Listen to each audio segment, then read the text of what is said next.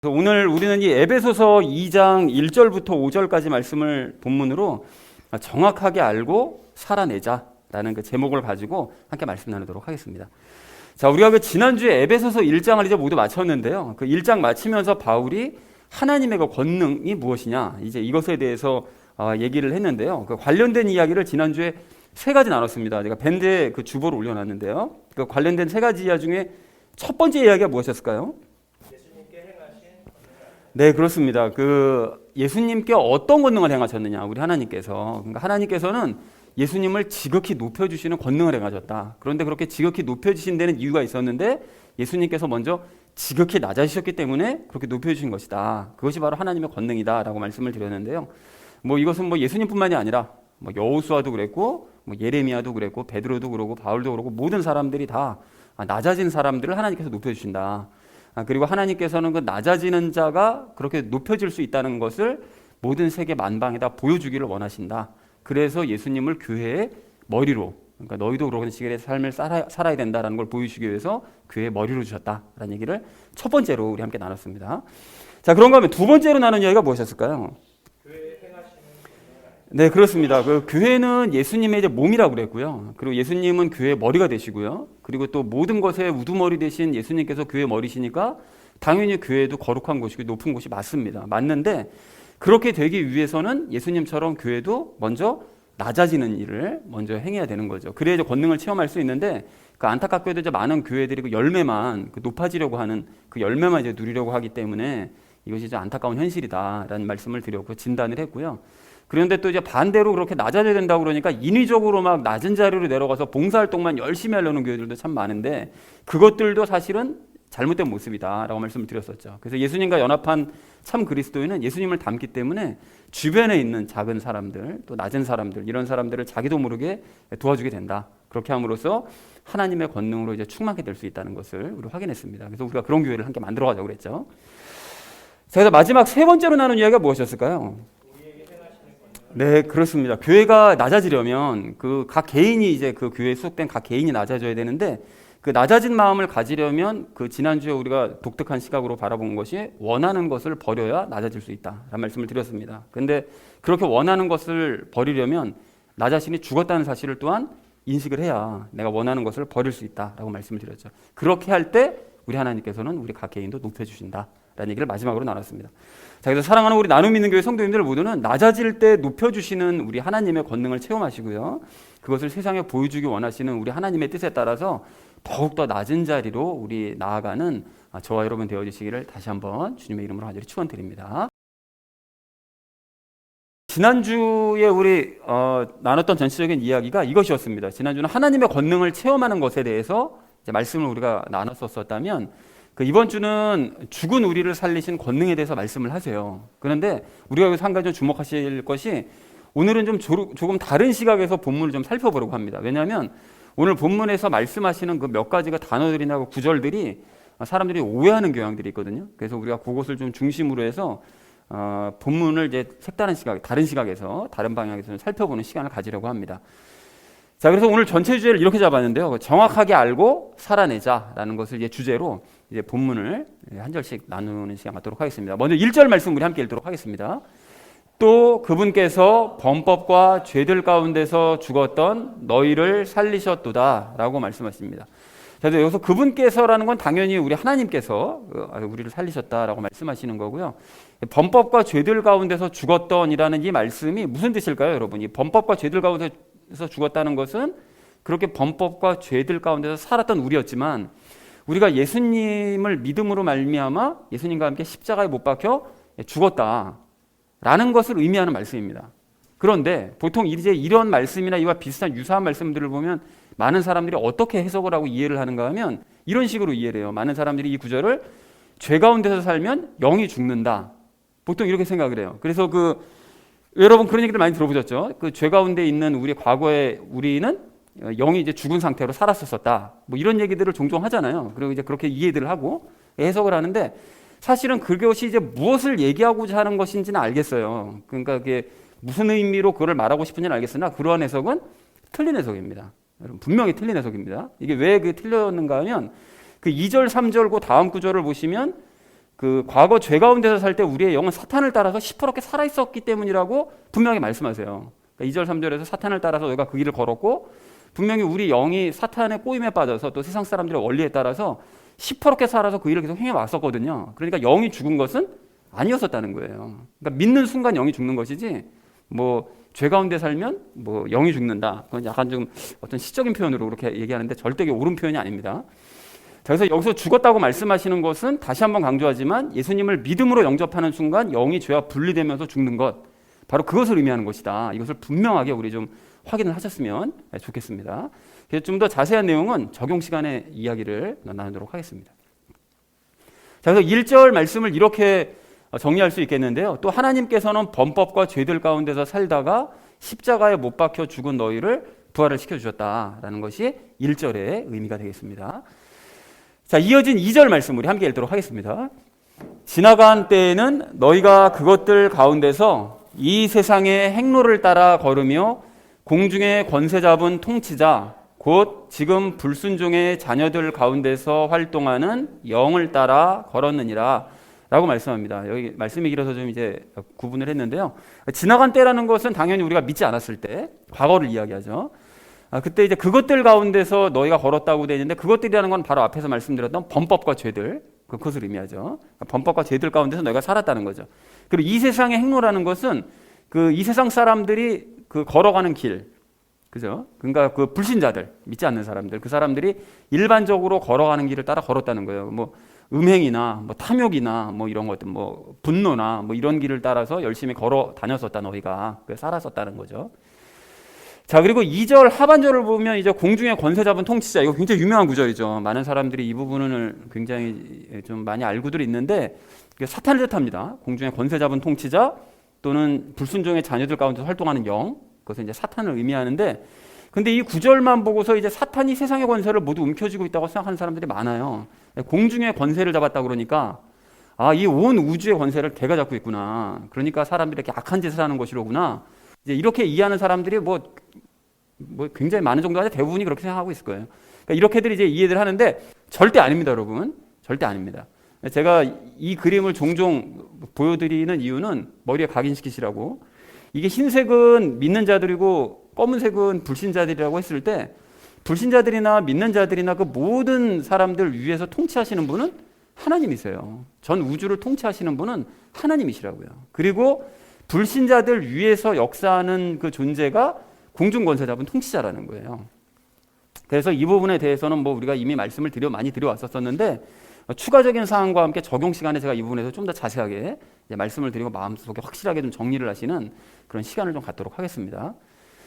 그래서 2절 전체 의미를 이렇게 정리할 수가 있겠는데요. 믿기 전에는 너희가 범법과 죄들 가운데서 세상 사람들이 걷는 길을 따라 걸었었고 불신자들 가운데서 활동하는 사탄을 따라서 너희가 걸었었던 것이 맞다. 과거에는 너희가 그랬던 존재다라는 것이 2절의 의미가 되겠습니다. 자, 이어진 3절 말씀 우리 함께 읽도록 하겠습니다. 지나간 때에는 우리도 다 그들 가운데서 우리 육신의 욕심 안에서 생활하며 육신과 생각의 욕망을 이루어 다른 사람들과 같이 본래 진노의 자녀들이었으나 라고 말씀합니다. 여기서 우리 그리고 또 그들이라고 얘기하겠는데 여기서 우리라는 것은 이제 편지를 쓰고 있는 바울과 바울의 동역자 또는 아니면 좀 범위를 넓게 생각하면 먼저 믿은 사람들, 그런 사람들을 의미하고요. 그들이라는 건 이제 불신자들이죠. 그러니까 먼저 믿은 자와 불순종의 자녀들, 불신자들을 의미하는데 육신의 욕심 안에서 생활했다는 것은 육신을 만족시키려는 그런 욕심 안에서 우리도 옛날에는 그렇게 생활을 했었었다라는 것을 이야기를 하고 있습니다. 그리고 육신과 생각의 욕망이라는 것은 육신과 혼의 욕망을 이야기하고 있죠. 자, 그래서 여기 진노의 자녀들이라고 말씀하시는데 이거를 여러분 잘 생각해 보시면 육신의 욕심 또는 육신과 생각의 욕망을 이루며 사는 사람들, 그런 사람들은 하나님의 진노 가운데 있다는 거죠.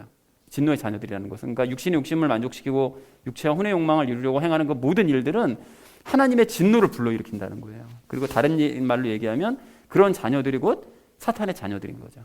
자, 그렇다는 사실을 이제 확인하시면서 3절을 정리하면 이렇게 정리할 수 있겠습니다. 믿기 전에는 우리도 다 불신자들처럼 육신의 만족을 위해서만 살았고 육체와 혼의 욕망을 이루기 위해서 살았으므로 하나님의 진노를 일으키는 그런 자들에 불과했었다. 과거에는 우리가 정말 보잘것없는 불신자들과 전혀 다를 바 없는 그런 자들이었다. 라는 것이 이제 3절의 의미가 되겠습니다. 자, 이어진 4절 말씀 우리 함께 읽도록 하겠습니다. 긍휼이 풍성하신 하나님께서 친히 우리를 사랑할 때 보여주신 자신의 크신 사랑으로 인하여 라고 말씀하는데, 여기서 우리를 사랑할 때 보여주신 자신의 크신 사랑, 이것이 무엇인가 하면 십자가 사랑을 의미하죠. 그래서 십자가 그 사랑이 다른 그 서신서에도 말씀하시는 것처럼 우리가 뭐 잘 행할 때 하나님께서 우리를 사랑하셔서 구원하신 것이 아니라 정말 죄 가운데 엉망진창으로 뒹굴고 있을 때 우리를 구원하신 거거든요. 그러니까 사실 뭐 의로운 사람을 위해서 대신 죽어줄 수는 있고, 뭐 다른 어떤 그 모습을 위해서 대신 죽어주는 사람은 있을 수 있는데, 죄인을 위해서 대신 죽어줄 수 있는 사람은 예수님 한 분밖에 없었습니다. 누가 그 엉망진창인 죄인을 대신해서 죽어주겠어요. 근데 그거를 우리 예수님께서 행하셨다는 거죠. 그 사랑 때문에 우리 하나님께서 우리를 살려주셨다는 거예요. 그 풍성하신 그 사랑으로. 자, 그래서 4절 전체 의미를 좀 이게 풀어서 설명하면 이렇게 설명할 수 있는데요. 그러니까 불쌍히 여기시는 마음이 크신 우리 하나님, 그러니까 긍휼이 풍성하신 우리 하나님께서는 십자가 사건을 통해 당신의 사랑이 얼마나 큰지를 보여주셨고, 그 죄인을 구하시는 그 사랑이 얼마나 큰지를 보여주셨고, 그 크신 사랑 때문에 우리를 그 5절 뒤에 이어지는 5절에서 우리를 살리셨다고 말씀하시거든요. 그러니까 그 사랑 때문에 우리를 살려주신 것이다 라고 이제 말씀하셨다는 것이 4절의 의미가 되겠습니다. 자, 마지막 5절 말씀 우리 함께 읽도록 하겠습니다. 심지어 우리가 죄들 가운데서 죽었을 때에 우리를 그리스도와 함께 살리셨고 너희가 은혜로 구원을 받았느니라 라고 말씀합니다. 우리를 그리스도와 함께 살리셨다라는 것은 하나님께서 우리를, 그러니까 우리의 영을 그 이제 죄와 이제 분리가 되면 이제 죽는데 그 죽은 채로 그냥 내버려 두지 않으시고 다시 부활을 시켜주셨다는 거예요. 예수님과 연합하게 하셔서 우리를 다시 이제 부활시켜내셨다라는 것이 이제 저 구절의 의미가 되겠고요. 여기 그 은혜로 구원을 받았다라고 이제 말씀할 때 이 은혜라는 그 의미를, 그 사전적인 의미가 그렇잖아요. 우리가 왜 저기 어린애들 그 동화책도 보면 뭐 은혜 갚은 뭐 까치 뭐 이런 것들 보면 그게 다 이제 그냥 도움을 베풀어 준다는 어떤 그런 뜻이잖아요. 그러니까 사전적인 그런 의미에 따라서 그냥 단순히 그냥 도움을 베풀어 주셔서 우리를 구원해 주셨다 이렇게 보통 해석들을 하는데, 사실은 그렇게 해석을 하면 안 됩니다. 이렇게 해석하면 안 되죠. 그러니까 은혜라는 것은 하나님께서 특별히 주시는 선물이에요. 그러니까 그리스도와의 연합이 곧 하나님께서 주신 선물이죠. 그렇게 그리스도와 연합해 주신 그 선물 때문에 우리는 구원을 받았다는 거예요. 그러니까 예수님과 연합했기 때문에 영이 구원을 받을 수 있는 그런 상태였다라는 구체적인 의미가 되겠습니다. 그러니까 은혜를 두루뭉술하게 해석해가지고 그냥 도움 베풀어 주셔서 우리가 구원받은 거지 뭐 이렇게 단순하게 해석할 것이 아니라 구체적인 이런 영적인 의미가 이 안에 내포되어져 있다라는 사실을 확인할 필요가 있는데요. 이 부분에 대해서도 자세한 내용을 좀 적용 시간에 함께 이야기를 나누도록 하겠습니다. 자, 그래서 5절 전체 의미를 이렇게 정리할 수 있겠는데요. 우리가 죄들 가운데서 죽었을 때에 하나님은 예수님과의 연합의 선물을 주심으로써 우리를 예수님과 함께 다시 살려내셨다라는 것이 5절의 의미가 되겠습니다. 자, 그래서 오늘 본문 말씀을 이렇게 정리할 수 있겠는데요. 하나님께서는 범법과 죄들 가운데서 죽은 너희를 다시 살려내셨다. 대전제로 선포하시고요. 과거에는 너희가 사탄을 따라서 세상 사람들이 가는 길로 너희가 걸었었고, 또 우리도 마찬가지로 육체와 혼의 욕심을 따라서는 진노의 자녀일 뿐이었었다. 그것이 2절, 3절의 내용이고요. 그런데 하나님께서는 그런 우리를 십자가의 그 사랑으로 죄 가운데서 죽은 우리를 은혜로, 그러니까 예수님과 연합시키셔서 우리를 다시 살려내셨다라는 것이 4절과 5절의 내용이 되겠습니다.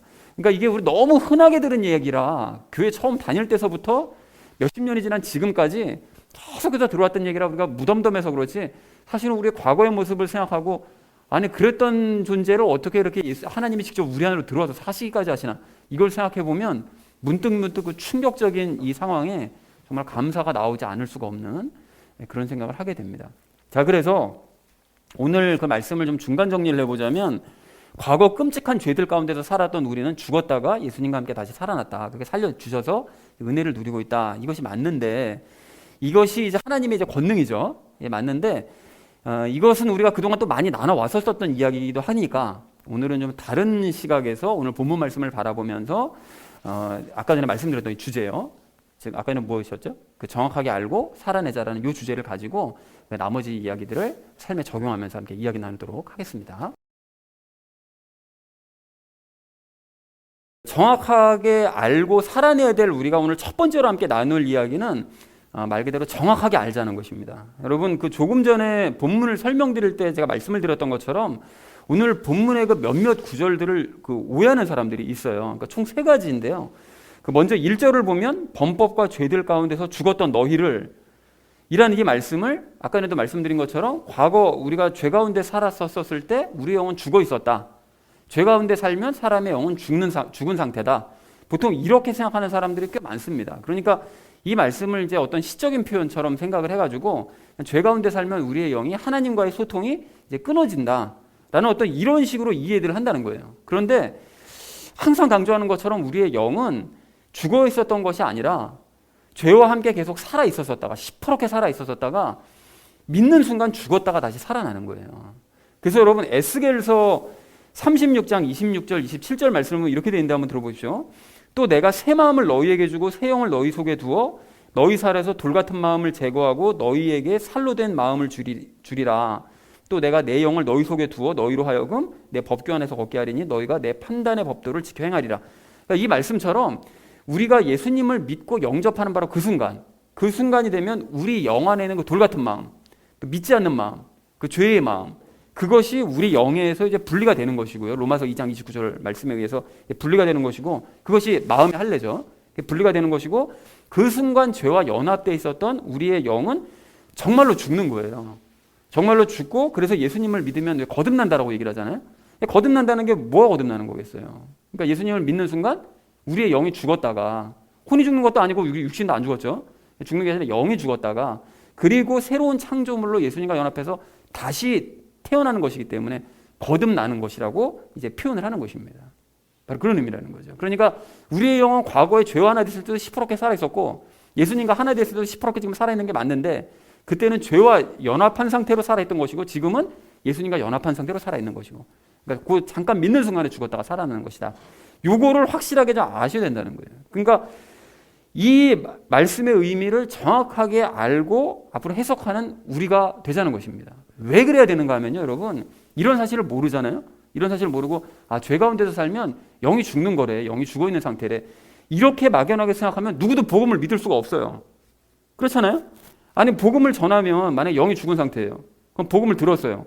복음을 들으면 그것을 듣고 난 다음에 이것이 맞는 이야기네, 반응이 돼가지고 뭔가 이렇게 믿는 마음이 생겨야 되는데, 영이 죽은 상태면 그걸 어떻게 믿을 수가 있겠냐고요. 그렇잖아요. 그렇기 때문에 아무도 구원을 받을 수가 없는 거예요. 그러니까 예정론이 나온 거예요. 그렇기 때문에 인간은 전혀 믿을 수가 없는 존재이기 때문에, 가망성이 없는 존재이기 때문에 하나님께서 다 구원받을 자를 예정해 두신 거다, 이런 주장이 나올 수밖에 없게 되는 거예요. 그러니까 절대로 그런 말에 현혹이 돼서는 안 된다는 것입니다. 그리고 로마서 1장 19절 말씀도 말이 안 돼요. 여러분, 로마서 1장 19절 말씀 보면 그 불신자들 안에 하나님을 알만한 것이 있다고 분명하게 말씀하시잖아요. 하나님을 알만한 것이 있다. 그런데 영이 죽어 있으면 하나님을 어떻게 알겠어요, 사람이? 그죠? 당연히 알 수 없는 거죠. 그러니까 말씀을 대충 그냥 이렇게 얼버무려서 대충 그냥 알면 성경의 다른 부분들과 이게 맞지 않게 되고, 맞지 않게 되면 성경은 진짜 어려워, 복잡하네, 뭔지 뭐가 뭔지 모르겠어. 그러니까 구원과 관련된 지식들도 그냥 대충 그냥 자기 소견에 옳은 대로들 그냥 이해할 수밖에 없게 된다는 것입니다. 그래서 100가지 믿음이 세상에 존재하는 거예요. 자, 그러므로 말씀을 정확하게 이해하고 서로 연결시켜서 영적인 원리들을 정확하게 알고, 그래서 구원받고 하나님의 뜻을 분명하게 깨달아가는 우리 모두가 되기를 간절한 마음으로 소망을 합니다. 자, 그런가 하면 2절 말씀도 마찬가지인데요. 여러분, 많은 사람들이 에베소서 2장 2절 말씀 중에 이게 공중권세 잡은 통치자, 이거 진짜 요 짧은 요 구절, 그 성경에 그럴 수 없이 많은 다른 하나님이 통치하신다는 말씀이 많은데도 요 짧은 그 구절을 가지고 사탄이 온 세상 통치하고 있다, 이렇게 오해들을 하는데요. 여러분, 누누이 말씀드렸고 제가 아까 전에도 설명드렸던 것처럼 이거 전혀 사실이 아닙니다. 세상을 통치하시는 분은 예수님이세요. 여러분, 이건 멀리 갈 것도 없이 제가 바로 증명해 드릴 수 있는데요. 여러분, 지난주 1장 21절 22절이요. 1장 21, 22. 22절 상반절까지 말씀을 좀 우리 함께 읽어보실까요? 21절서부터 함께 읽겠습니다. 뭐라고 되어 있습니까? 시작. 그분을 못 찾으셨어요? 에베소서 1장 21절 그리고 22절 상반절까지 함께 읽겠습니다. 시작. 그분을 모든 정사와 권능과 강력과 통치와 이 세상뿐만 아니라 오는 세상에서 불리는 모든 이름보다 훨씬 위에 두셨고, 그리고 그 다음에 어떻게 하셨다고요? 또 모든 것을 그분의 발 아래 두셨대요. 발 아래.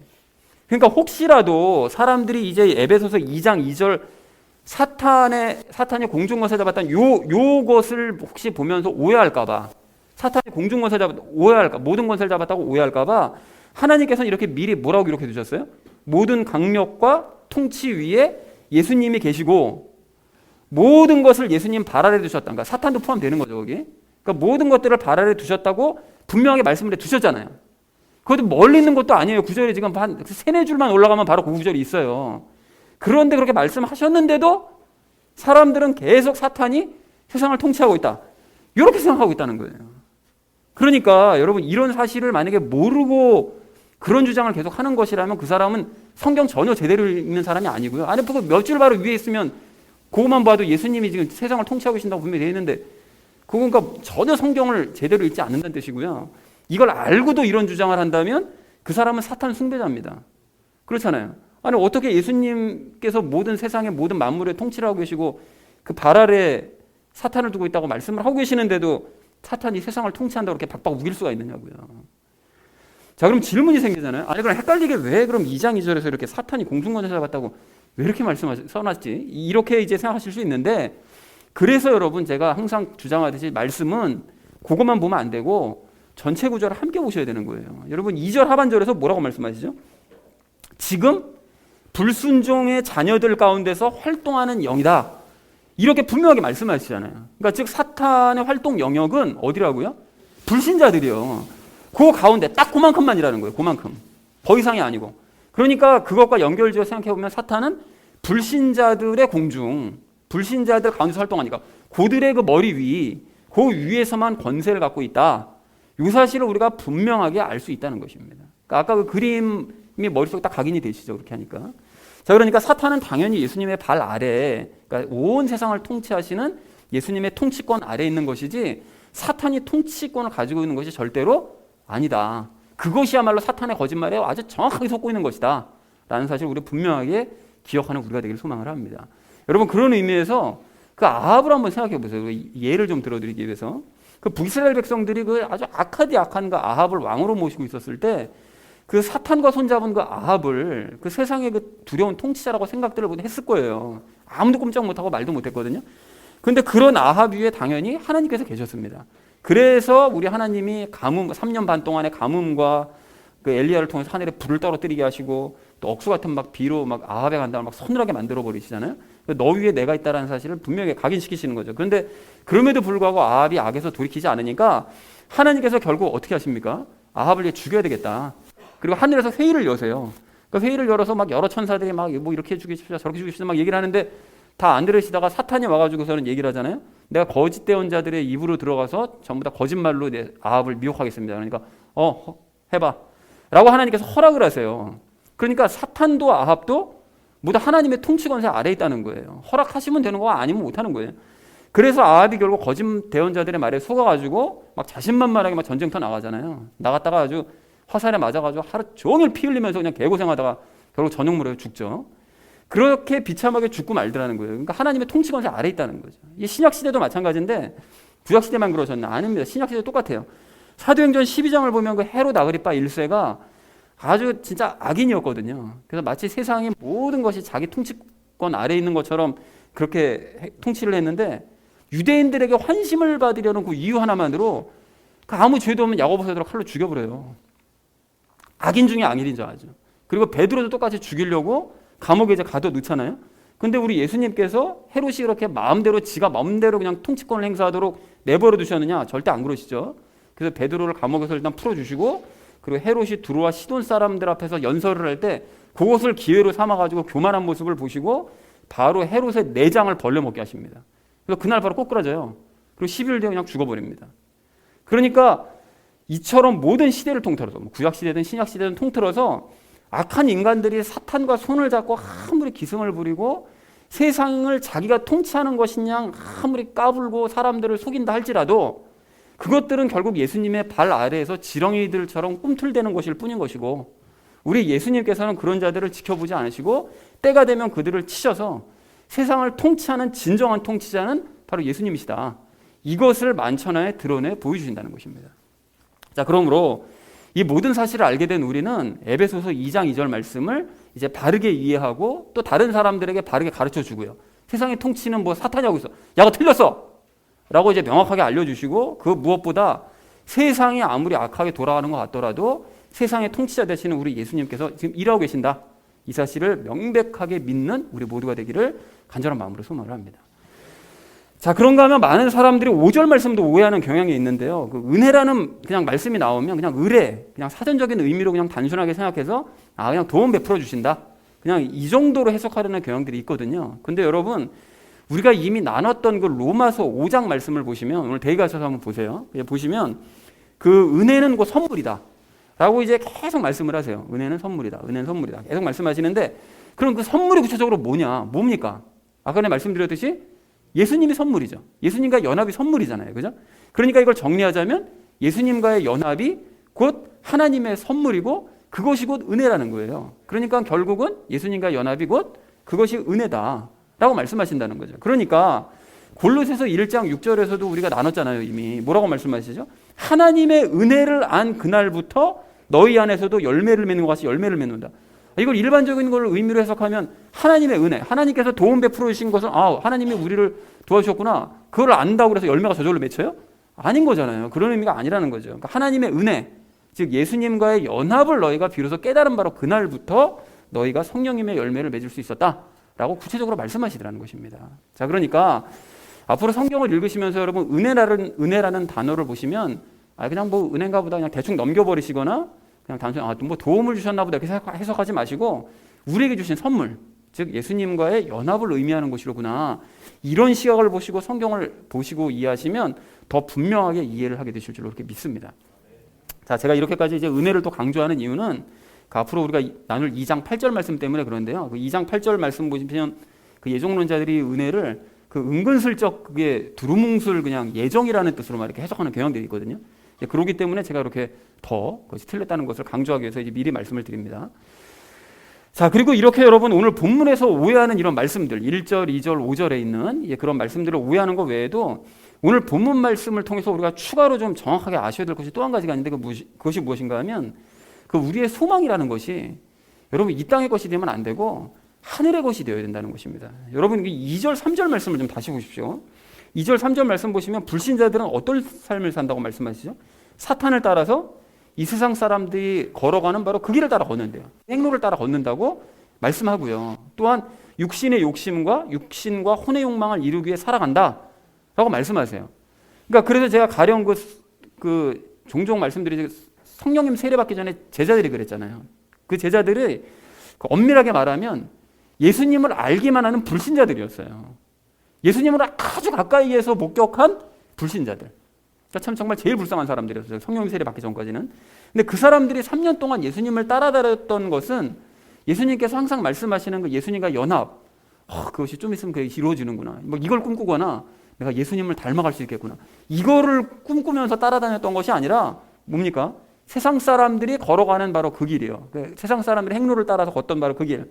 육신의 욕심과 혼의 욕망인 장관 자리 하나씩 차지하는 거. 요거 때문에 예수님 따라다녔던 거예요. 그러니까 그 사람들이 걷던 길은 예수님의 길이 아니라 세상의 행로고 사탄의 길을 따라다니고 있었다는 거죠. 근데 지금도 이게 똑같습니다. 교회를 다닌다고 하는 많은 사람들이 세상 사람들이 걸어가는 바로 그 길이에요. 즉 육신의 욕심과 혼의 욕망인 부와 명예와 권세를 얻기 위해서 예수님을 따라요. 정말 죄송한 말씀이지만 대한민국에서 지금 이 시간 똑같은 시간에 예배를 드리고 있는 수없이 많은 사람들이 왜 이렇게 예수님 앞에 막 예배 열심히 드리고 열광하느냐. 저는 그 중에 한 80% 이상은 예수님 믿으면 내 사업 잘 되니까, 내일이 앞으로 만사형통하게 잘 될 거니까, 내 자식 앞으로 좋게 잘 될 거니까, 건강하게 잘 지낼 수 있을 거니까, 요것 때문에 교회 다니고 예배 드리고 예수님 따르는 사람이 80% 이상인 것이라고 저는 그렇게 생각을 합니다.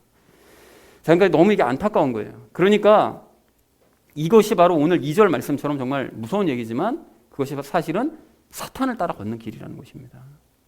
그러면 바른 믿음을 가지고 거듭난 우리는 어떻게 행해야 됩니까? 여러분, 지금 내가 가장 크게 바라고 원하는 것이 무엇인지를 여러분 한번 떠올려 보세요. 내가 지금 바라고 있는 게 뭘까? 내 지금 인생에서 지금 가장 지금 중요하다고 생각하는 게 뭘까? 여러분 그것이 세상 사람들이 걷는 길과 똑같은 길이 아닌지, 또 육신의 욕심과 혼의 욕망을 이루려는 길은 아닌지 여러분 이걸 돌아보셔야 된다는 거예요. 그리고 그게 맞다면 2절 3절 말씀 시작 부분에 뭐라고 돼 있죠? 그거는 지나간 때에 품었던 생각과 마음인 거잖아요. 지나간 때에 품었던 생각과 마음. 그러니까 나는 그리고 1절과 5절 말씀처럼 죽었잖아요. 더 이상 내가 사탄을 따라 걷거나 사탄의 자녀들처럼 행하면 안 된다라는 사실을 깨달아야 된다는 것입니다. 나는 예수님 닮는 삶을 살아가야 될 하늘의 것을 추구해야 될 사람이야. 이 사실을 꼭 기억해야 된다는 것이죠. 그래서 사랑하는 우리 나눔 있는 교회 성도님들 모두는 성경의 말씀들을 정확하게 깨달아 가시기 바랍니다. 여러분 정확하게 아는 거 너무나 중요해요. 이게 어설프게 아는 사람들이 항상 교회를 망치고 역사를 망쳐왔어요. 지금 우리나라도 망쳐가고 있는 것이 저는 그리스도인이 아니죠. 그들은 기독교인들 때문에 그렇다고 저는 그렇게 생각을 합니다. 그러니까 정확하게 아는 게 너무나 중요한데 특별히 은혜의 삶에 대해 아는 거 이게 너무 중요하죠. 예수님을 믿을 때 우리는 죄와 분리되고 영이 죽고 영은 예수님과 연합해서 거듭나게 다시 살아나고 그런 예수님과 연합하신 예수님과 나의 인생의 삶을 나머지 삶을 함께 살아갈 수 있다는 거. 여러분 이것이 그리스도인들이 깨닫고 누려야 될 이게 진짜 복음이라는 것입니다. 그러나 이걸 실제로 이렇게 된 사람들도 되지 못한 교인들이 정말 많고요. 그리고 거듭났더라도 이런 복음의 원리를 깨닫지 못해서 알지 못해서 정확하게 몰라서 사탄의 자녀들처럼 그 길을 따라 걷는 사람들도 정말로 많습니다. 그러니까 우리는 이 모든 사실들을 성경을 기반해서 정확하게 알고 있다는 사실에 여러분 감사하시고요. 실제로 내가 그런 삶을 누리고 있다는 사실에 여러분 감사하시기 바랍니다. 그리고 더욱 말씀을 정확하게 깨달아 가셔서 하나님의 기쁨이 되는 저와 여러분 되어지시기를 주님의 이름으로 간절히 축원을 드립니다. 자, 정확하게 알고 살아내야 될 우리가 오늘 마지막 두 번째로 나눌 이야기는 알았다면 살아내자는 것입니다. 여러분 우리가 이 본문 말씀을 오늘 본문 말씀을 정확하게 이해를 했다면 이제 이해한 대로 그냥 그런 것이 그러구나 그런 뜻이었구나 이걸 그냥 이해하고 끝낼 것이 아니라 살아내셔야 돼요. 그렇다면 그 두 가지를 좀 살아내는 그 이야기를 하려고 하는데 첫 번째는 구원의 확신을 가지고 예수님처럼 살아내셔야 됩니다, 여러분. 그런 의미에서 여러분 5절 말씀 좀 보실까요? 5절 말씀 보시면 바울은 우리가 죄들 가운데서 죽었지만 그리스도와 함께 다시 살았다 이렇게 말씀하세요, 그죠? 그리고 은혜로 구원을 받았다 이렇게 말씀하십니다. 즉 하나님의 선물인 예수님과 너희가 연합해서 구원을 받았다. 예수님과 연합하면 구원을 받게 되는 거다. 영의 구원을 받게 되는 거다. 이렇게 말씀하더라는 거예요. 그리고 여러분 2절 말씀도 보십시오.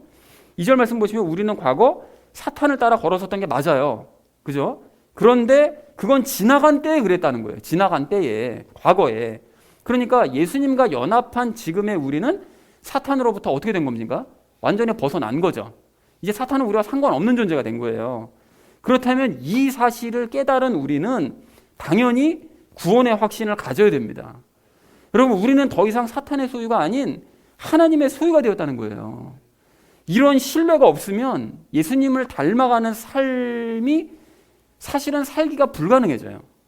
그렇잖아요. 그러니까 우리가 어떻게 예수님 구원을 받았다는 확신이 없는데 예수님이 나와 동행해 주실 거라는 마음을 어떻게 품을 수가 있겠어요. 그러니까 오늘 5절 말씀 너희는 죽었다가 살아났기 때문에 거듭났기 때문에 영의 구원 받은 게 맞아. 이 사실을 믿는 거예요. 이걸 믿을 때 예수님과 동행하는 삶이 가능하다는 거죠. 자, 그래서 여러분 이런 의미에서 우리가 마태복음 25장의 그 비유의 말씀, 마태복음 25장은 총 3가지 비유가 기록되어져 있죠. 그 비유로만 되어 있는 장인데 여러분 그 3가지 비유가 무엇이었죠? 기억하세요? 첫 번째는 그 신부 들러리 비유, 그 두 번째는 뭡니까? 달란트 비유. 다 아시는데 대답 안 하시는 거죠. 마지막 세 번째는 양과 염소 비유. 그 3가지 비유가 그 마태복음 25장에 기록되는 비유예요. 자, 그런데 여러분 이 3가지 그 비유의 주제들을 한번 생각해 보시자고요. 그 신부 들러리 비유, 기름 준비한 5처녀, 어리석어서 기름 준비하지 못한 5처녀 그 비유가 나오잖아요. 그 비유의 주제가 뭡니까? 예수님 다시 오시기 전까지 너희가 기름을 마련해야 된다. 그게 주제잖아요. 근데 그 기름이 여러분 뭐죠? 기름이 무엇을 영적으로 뭘 의미합니까? 성령님을 의미하잖아요. 그러니까 예수님이 다시 오시기 전까지 너희가 성령님 받아야 된다. 이걸 말씀하시는 게 바로 그 비유의 주제인 거잖아요. 그 두 번째 그 비유는 달란트 비유잖아요. 근데 달란트 비유를 많은 사람들이 뭐 재능이라고 알고 있는데 그 재능 발휘하지 못했다고 예수님께서 지옥불로 처박아 놓으시겠습니까? 말도 안 되는 비유잖아요, 그건. 그 달란트가 뭐라고 그러죠? 예수님이라고 그랬잖아요. 그러니까 그 예수님을 달란트로 너희가 받았다면 예수님 다시 오시기 전에 5달란트, 2달란트, 그러니까 너희가 받은 그 믿음의 분량대로, 각자 가지고 있는 그 믿음의 분량대로, 예수님과 친밀한 정도대로 예수님을 닮아가야 된다. 그래서 5달란트 받은 사람이 똑같이 5달란트 남겼다는 것은 예수님 받은 만큼 닮은 예수님을 똑같이 만들어낸다는 얘기잖아요. 그죠? 2달란트 똑같이 만들어내고. 그러니까 예수님을 닮아야 된다. 이게 주제입니다. 그리고 마지막 양과 염소 비유의 그 세 번째 주제는 무엇이었죠? 예수님과 연합한 그 양과 예수님과 연합하지 못한 염소는 어떤 삶을 살아가게 되느냐? 그걸 보여주시는 것이 세 번째 비유의 주제라는 거예요. 자, 그런데 이 세 가지 비유를 여러분 한번 다 연결시켜서 생각해 보시자고요, 오늘. 그러면 이렇게 세 가지를 연결시키잖아요? 그럼 예수님께서 뭘 말씀하고자 하시는지 그 메시지가 눈에 확 보여요. 분명하게 눈에 확 보인다고 그러고요. 이게 뭔 소리죠? 예수님 다시 오시기 전에 너희가 성령님 세례받아야 된다. 영의 구원이죠. 그러면은 그 다음에는 너희가 예수님 다시 오시기 전에 예수님을 닮아가야 된다. 혼의 구원이죠. 그리고 이렇게 영과 혼의 구원에 관심을 가지고 실제로 이렇게 구원을 받아가는 사람은 양과 같은 삶을 살 수밖에 없고, 그런 사람은 거룩한 새 예루살렘을 상속재산으로 받게 되는데, 영의 구원에 아무 관심도 없고 혼의 구원 같은 거 관심도 두지 않는 그런 사람들은 염소 같은 삶을 살 수밖에 없고, 그런 사람들은 불못에 처박히게 된다. 이게 메시지라는 거예요. 마태복음 25장에서 분명히 말씀하죠. 영의 구원 받고 혼의 구원에 살아가라. 그러면 너희는 양과 같은 사람이 되어서 새 예루살렘 받을 거야. 이게 분명하게 말씀해 주시는 게 주제라는 거예요. 25장에 아주 명백하게 눈에 보이잖아요. 바로 이거라는 거예요, 여러분. 우리가 오늘 5절 말씀을 여러분 믿는다면, 여러분이 이걸 믿으신다면 우리는 영의 구원을 받은 것이 맞습니다. 그리고 이걸 확신을 해야 그 다음 두 번째 비유 뭐라고요? 달란트 비유처럼 예수님과 동행하면서 예수님을 닮는 삶을 비로소 살 수 있게 되는 거예요. 그리고 그렇게 영의 구원 받고 예수님을 닮는 혼의 구원에 힘쓰는 삶을 살게 되면 자연스럽게 우리는 양과 같은 삶을 살 수밖에 없게 되겠죠. 그러니까 다시 말해서 이렇게 말씀을 바르게 깨닫고, 그래서 구원의 확신을 가져야, 이 영의 구원을 받아야, 기름을 받아야, 이게 전제 조건이죠. 이렇게 되면 예수님처럼 살아갈 수 있다. 그러니까 혼의 구원을 위해서 살아갈 수 있게 된다. 이렇게 된다는 것입니다. 그래서 제가 방금 첫 번째 말씀드렸던 것처럼 오늘 말씀을 우리가 알았다면, 바르게 알았다면 구원의 확신을 가지고 예수님처럼 살아가자라는 얘기가 바로 이래서 가능해진다는 것이죠. 자, 그런가 하면 두 번째로 우리가 어떻게 살아가야 되는가 하면 믿음을 새로운 습관을 들이면서 살아가자는 거예요. 그러니까 말씀을 정확하게 깨달았다면, 우리가 오늘 본문 말씀을 깨달았다면 믿음의 삶을 살아가자는 거예요. 여러분 방금도 말씀드린 것처럼 우리가 그 지나간 때처럼 사탄의 통치하에 우리는 있지 않고 예수님의 은혜 아래 있는 사람이다. 이걸 여러분 좀 우리가 분명하게 기억할 필요가 있습니다. 그래서 여러분 성경에 좀 두 구절에 우리가 좀 주목을 하셨으면 좋겠는데, 그 요한일서 5장 18절 그 하반절을 보면 이렇게 되어 있습니다. 여러분 들어보십시오. 오직 하나님에게서 난 자는 자신을 지킴으로 저 사악한 자가 그를 건드리지 못하느니라. 이렇게 되어 있고요. 그러니까 그러니까 거듭난 사람, 하나님으로 말미암아 영이 거듭난 사람, 그 사람은 자기의 믿음을 지키기 때문에 그러한 자는 사탄이 와서 건드리지 못한다는 거예요. 믿음을 가지고 있으면 사탄이 그 사람을 건드리지 못한다. 분명하게 말씀하시고요. 그리고 로마서 6장 14절 말씀은 또 이렇게 되어 있습니다. 너희가 율법 아래 있지 아니하고 은혜 아래 있으므로 죄가 너희를 지배하지 못하리라. 그러니까 우리는 죄와 분리되고 지금 예수님과 연합해 있기 때문에 우리가 마음만 먹으면 죄가, 즉 불신이 우리를 좌지우지할 수가 없다. 죄가 너희를 지배하지 못한다. 그러니까 불신이 너희를 막 마음 흔들거나 이렇게 못해 라고 분명하게 말씀한다는 거예요. 그렇다면 이러한 원리를 너무나 분명하게 깨달은 우리는 이제 믿음으로 살아갈 수 있다는 거예요. 그리고 여러분 이걸 바르게 깨달은 바로 우리만이 진짜로 믿으며 살 수 있는 거예요. 많은 사람들 믿습니다 맨날 막 통성기도하면서 하잖아요. 그런데 속으로는 안 믿잖아요. 그러니까 그게 가짜 믿음 그런 거 말고 이 말씀을 진짜로 깨달은 사람, 믿음을 진짜 갖고 있으면 사탄이 건드리지도 못하고 불신이 우리를 좌지우지도 못하는구나. 이 말씀을 명백하게 깨달은 사람은 진짜 믿음을 가지고 올 수 있는 거예요. 진짜 믿음을. 그런 의미에서 여러분 얼마 전에 우리가 나눴었던 그 큐티에 등장한 갈렙 기억하시죠? 그 갈렙은 나이가 85세가 됐는데 예전에 하나님께서 약속하셨던 그 약속을 믿고 있었습니다. 이런 사람이 제일 무서워요. 안 잊어버린 사람 끝까지. 그래서 어떻게 얘기하죠? 내가 발로 밟는 모든 땅 하나님께서 다 주겠다고 약속해 주셨어요. 여호수아 앞에서 그렇게 얘기하잖아요. 저 그래서 그 약속 기억하고 있어요. 그러니까 그 약속을 여호수아한테 얘기하면서 하나님께서 싸워주실 것을 대신 싸워주실 것을 믿기 때문에 내가 비록 노인이지만 저 거인들이 살고 있는 산지 저한테 주세요. 남들이 다 가기 꺼려 하는데 제가 거기 다 제 땅만 뜰게요. 이렇게 얘기를 하더라는 거예요. 그래서 산지를 달라고 요청했던 그 갈렙이 후손들과 함께 싸워서 그 믿음 덕분에 유다 지파가 어마어마하게 넓은 땅을 차지하게 됩니다. 그 시몬 지파에게 땅을 떼주고도 그 많은 땅 중에서 시몬 지파가 굳이 거기 왜 그 땅을 원했는지 그 땅을 떼주고도 넉넉한 땅에서 살 수 있었다고요. 어떻게 해서 이런 일이 가능했다고요? 믿음 때문에 가능하더라는 거예요. 여러분 여호수아 역시 말씀 안 드려도 뭐 잘 아시잖아요. 아니 해와 달이 멈출 수 있다는 그런 발상을 어떻게 하냐고요. 근데 그런 엄청난 믿음을 가지고 있었기 때문에 실제로 그 일이 일어나더라는 것입니다. 그런 의미에서 이것도 항상 말씀드리지만 이러한 여호수아와 갈렙 같은 사람에게 우리는 도전을 받아야 돼요. 그 사람들은 죄와 분리가 되지도 않은 상태에서 그런 믿음을 가지고 있었던 거잖아요. 불신에 의해서 좌지우지될 수 있는 이런 상황에서 그런 믿음을 가졌다고요. 그런데 우리는 은혜 아래에서 더 이상 죄의 지배를 받지 않는 우리니까 사탄도 건드리지 못하는 우리인데 그런 우리니까 우리는 더더욱 그들보다 더 큰 믿음으로 살아야 되는 줄로 이렇게 믿습니다. 자, 그런데 여러분 여기서 한 가지 주의하셔야 될 것이 있는데 이렇게 큰 믿음 가져야 된다고 막 이러니까 뭐 땅 주실 것을 믿습니다 뭐 이러신다든지 뭐 해와 달이 멈출 것을 믿습니다 이러지 마세요. 여러분 멀쩡한 해와 달 멈출 필요 전혀 없습니다. 이제 우리가요 생각해 보시면 우리가 큰 것들을 구하지 않아도 돼요. 왜 그렇습니까?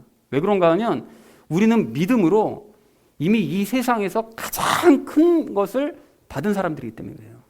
그렇잖아요. 해와 달뿐만이 아니라 그걸 아예 만드신 그분을 받았다고요. 가장 큰 믿음의 응답을 받은 우리이기 때문에 더 이상 큰 것을 구하지 않고 역설적으로 작은 것들을 구해도 아무 상관이 없고 그 작은 것들에 응답받더라도 우리는 그것이 어디로부터 왔다는 것을 너무나 분명하게 알고 있기 때문에 그것 때문에 하나님께서도 우리를 기뻐하시고 우리도 하나님을 기뻐할 수 있다는 거예요. 그리고 이렇게 소소한 것들 이런 것들을 구하고 응답받고 하는 이런 와중에 예수님과의 관계가 더 친밀해질 수 있다는 것이죠. 그런 의미에서 지난주에 어떤 집사님께서 그 예수님을 믿고 의지해서 삶의 그 작은 부분들에 대해 응답받았다는 이런 것을 이제 간증해 주셔서 제가 너무 기뻤었는데 저 역시 삶 가운데 그런 작은 응답들을 많이 받고 있습니다. 그래서 가령 근래에 그 코스트코를 갈 일이 있었었는데요. 뭐 특정 회사 얘기도 상관없죠. 가방을 메고 갔거든요. 제가 가방을 메고 갔는데 아시다시피 그 가방 메고 매장 안으로 못 들어가게 돼 있잖아요. 그래서 바깥에 그 사물함 이렇게 마련돼 있죠. 근데 코스트코 거의 다 와가지고서는 왔는데 잠깐만 그 가방 넣으려고 하면 동전이 필요한데 싶은 생각이 문득 딱 드는 거예요. 근데 주머니에 동전 없었거든요. 하나도. 그런데 이제 다 왔기 때문에 동전 때문에 집으로 다시 돌아갔다고 올 수도 없고 이래서 그냥 가보자. 그냥 혹시 너 동전 필요 없이 그냥 넣을 수 있게 만들었을지도 모르잖아. 그냥 이렇게 믿고서는 그냥 들어갔어요. 갔는데 하나가 또 열려져 있더라고요. 마침 또. 그래서 열려 있어가지고 가방을 넣고 열쇠를 돌렸더니 그냥 잠기는 거예요. 잠겨가지고서는 그냥 동전 필요 없게 만들어놨는 모양이네. 그냥 아무 생각 없이 이렇게 생각하고 들어가서 일 보고 그냥 나와서 가방 찾아가지고 나왔습니다. 나왔는데 얼마 후에 또 갈 일이 있었거든요. 또 간 거예요. 갔는데 그때도 가방 메고 있었거든요. 그래서 아무 생각 없이 그냥 가서 빈 곳에다 가방 넣고 안 잠기는 거예요. 그래서 빼가지고 다른 곳에 넣어봤어요. 안 잠기는 거예요. 제 사람들이 막 몇 명은 쳐다보더라고. 계속 같은 짓 하고 있으니까. 그래서 이게 왜 안 잠기지? 왜 안 잠기지? 이러고 있다가 문득 생각해보니까 주머니에 그때 100원이 있었어요. 100원 꺼내가지고 혹시나 싶어가지고 100원짜리 집어넣고 가방 넣고 돌려봤더니 돌아가더라고요. 그래서 제가 그 순간에 이제 무슨 생각을 갑자기 퍼뜩 생각이 들었는가 하면 이게 먼저 번에 동전이 없었을 때 그때는 예수님께서 이제 급한 내 사정을 알고 계시니까 동전이 없어도 작동이 될 것이라는 그 믿음 받아주셔가지고 동작이 되게 해주신 것이었고 동전이 있을 때는 굳이 그럴 필요가 없으니까 그냥 원래대로 돌려놓으신 것이로구나. 이런 생각이 딱 드는 거예요. 여러분 근데 이런 얘기를 들으실 때 우연이라고 생각하시거나 또는 착각이 너무 좀 과한 거 아니냐, 이게 너무 유치한 거 아니냐 뭐 이렇게 생각하시는 분이 계실지도 모르겠어요. 그리고 먼저 번에 열렸던 건 혹시 거기가 망가져서 그랬겠지 라고 생각하시는 분이 계실지도 모르겠지만 여러분 어쨌든 그런 일이 일어난 거는 사실은 사실이에요. 저의 삶 가운데. 그래서 저는 삶에 이렇게 일어나는 사소한 일들이 결코 우연이라고 생각하지 않고요. 저는 그것이 예수님의 역사인 줄로 믿습니다. 전 그렇게 살아가는 사람이에요. 평안하게 예수님만 의지하고 예수님 믿으면 그러면 예수님의 능력을 체험하면서 살아갈 수 있다. 그리고 이것이 그냥 한두 번 어쩌다 한 번씩 일어나면 정말 우연이겠죠. 근데 이런 일들이 삶 가운데 너무 자주 일어나는 게 이게 우연이 아니라는 거예요. 자, 그러므로 여러분도 이제부터는 거창한 뭔가가 이루어지기를 막 이렇게 막 바라면서 기대하지 마시고요. 삶의 작은 일서부터 예수님께서 이루어 주실 것을 믿으시기 바랍니다. 여러분, 그러한 믿음을 습관으로 들이시는 거예요. 습관으로. 그리고 이것을 긍정적으로 생각해 보면 그렇게 작은 것들을 믿는다는 것은 곧 삶의 작은 부분들까지 예수님을 의지하고 있다는 뜻인 거잖아요. 그죠? 그러니까 우리 하나님께서도 예수님께서도 그것을 기뻐하신다는 거예요. 그래서 그에 대한 응답을 여러분 지속적으로 받아가시고 그렇게 나의 삶의 작은 부분까지 예수님과 공유해 나가는 거죠. 그래서 예수님과 끈끈해지는 거거든요, 이게. 작은 부분, 예수님과 나만이 알고 있는 이런 것들. 그래서 그걸 공유하셔서 예수님과의 관계를 또 예수님과의 친밀함을 더욱 끈끈하게 만들어가는 우리가 되기를 소망을 합니다. 그리고 이러한 응답을 여러분 지속적으로 이제 받고 계신다면, 그렇다면 점점 기도의 범위도 넓히셔서 더 큰 것들을 위해서도 믿음으로 기도하시고 응답 받으세요, 여러분. 마침 대선이 며칠 안 남지 않았습니까? 여러분, 이런 큰 일을 위해서, 나라를 위한 큰 일을 위해서도 믿음으로 기도하시기 바랍니다. 제가 뭐 어떤 특정 후보를 찍어라 이런 말씀 드리는 거 절대 아닙니다. 그거 선거법 위반이니까 그렇게 할 수도 없어요. 근데 우리는 참된 복음을 알고 있는 사람들이니까 우리가 말씀에 근거해서 믿음으로 기도하자는 거예요. 여러분, 그런 의미에서 제가 예전에 말씀드렸었던 그 디모데전서 2장 1절부터 3절 말씀을 읽어드리려고 하는데 여러분 한번 들어보십시오. 거기서 이렇게 말씀하세요. 그러므로 내가 권면하노니 무엇보다 먼저 모든 사람을 위하여 간구와 기도와 중보와 감사를 드리되, 그 다음이 중요한데요. 왕들과 권위를 가진 모든 사람을 위하여 하라. 기도하라는 거죠. 이것은 우리가 전적으로 하나님을 따르며 정직한 가운데 조용하고 평화로운 삶을 살고자 함이라. 이것은 하나님 곧 우리의 구원자의 눈앞에서 선하고 받으실 만한 것이니라. 이렇게 말씀하세요. 그러니까 뭐라고 말씀하신다고요? 그리스도인은 이 세상의 왕과 지도자들 때문에 간구하고 기도해야 된대요. 그걸 무시하고 그냥 뭐 어떻게 세상을 어떻게 통치하든 말든 뭐 그냥 난 몰라, 그냥 뭐 나는 그냥 기도원 들어가 살 거야, 이게 아니고 기도를 해야 된다는 거예요. 기도해야 되는데 왜 기도해야 된다고요? 지도자들을 위해서요? 아니죠. 그럼 이 세상 나라를 위해서요? 그것도 아니에요. 이 세상 나라는 언젠가 망할 거니까, 언젠가 다 없어질 거니까, 세상 새 예루살렘 오면 다 망할 거니까. 그것도 아니고 뭡니까 그러면? 우리의 평안한 신앙생활을 위해서 기도해야 된다는 거예요. 안 그러면 꼬이니까 신앙생활이. 그러니까 우리가 하나님을 잘 따르고 정직한 가운데 조용하고 좀 평화로운 신앙생활하는데 좀 불편함 좀 없게 좀 하자. 이것을 위해서 기도해야 된다는 거예요. 그리고 그러한 기도는 하나님께서 그 다음이 또 더 중요하잖아요. 그걸 좋아하신대요. 그걸 선하게 생각하시고 우리 하나님께서 받으실 만한 기도라고 말씀을 하시라는 것입니다. 그렇기 때문에 우리는 대선을 놓고 함께 기도하기 원합니다. 그리고 기도만 하고 그냥 표는 찍지 말아야지 하지 마시고 가서 한 표 행사하고 오시면 돼요. 자, 여러분 분명하게 아십시오. 하나님께서는 다른 누가 아니고요. 우리처럼 말씀의 비밀을 깨닫고 믿음의 비밀을 깨달은 사람들의 기도를 들어주시는 거예요. 그냥 뭐 미심해 무조건 미심이다. 내가 원하는 후보 그냥 찍으면 되게 해주실, 이게 아니고요. 이렇게 믿음의 비밀을 깨닫고 말씀의 비밀을 깨달은 사람의 기도를 들어주시는 사실을 분명하게 기억하시기를 바랍니다. 그리고 기도하시기 바랍니다. 사랑하는 우리 나눔 믿는 교회 성도님들 모두는 오늘 본문 말씀을 바르게 이해하셨는 줄로 믿습니다. 여러분 이해하셨다면 오늘 본문 말씀에 따라서 어떻게 살아야 된다고요? 구원의 확신을 가지시고 예수님 닮는 삶을 살아가시기 바랍니다. 그리고 믿음의 습관을 여러분 새롭게 들이셔서 삶의 작은 일에도 믿음으로 여러분 기도하시고요. 또 큰 일에 대해서도 믿음을 가지고 여러분 기도하셔서 하나님의 응답으로 기뻐하시고 또 하나님을 기쁘시게 만드시는 그 믿음의 삶을 살아내는 저와 여러분 되어지시기를 주님의 이름으로 간절히 축원을 드립니다. 자, 이제 말씀을 정리합니다. 오늘 우리는 두 가지 이야기 나눴는데요. 정확하게 알자, 그리고 알았으면 살아내자, 이 두 가지 이야기 나눴습니다. 그래서 사랑하는 우리 나눔 있는 교회 성도님들 모두는 말씀 한 구절 한 구절을 여러분 귀하게 여기셔서 그 어떤 구절도 지나칠 구절 없습니다. 더욱 정확하게 말씀들을 여러분 깨달아 가시고요. 깨달은 그 말씀대로 살아내셔서 예수님과 같은 삶을 살아가시는 저와 여러분 되어지시기를 주님의 이름으로 간절히 축원을 드립니다. 우리 함께 기도하겠습니다.